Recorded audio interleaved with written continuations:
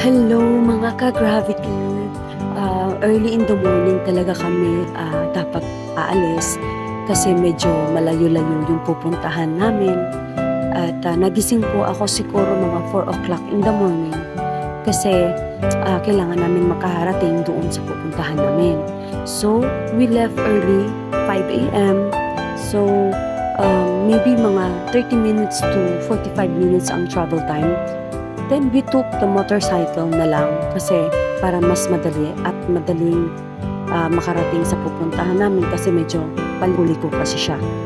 And sa makikita nyo sa pag-travel namin ay medyo madilim pa at saka hindi halos makita yung mga daan or yung mga kabahayan kasi nga wala halos ilaw sa dadaanan namin. So, gamit lang namin yung ilaw ng galing sa motor or motorcycle namin. So, ayan o. So, going to the na kami. Ayan, arriving na sa pinakabungad ng farm.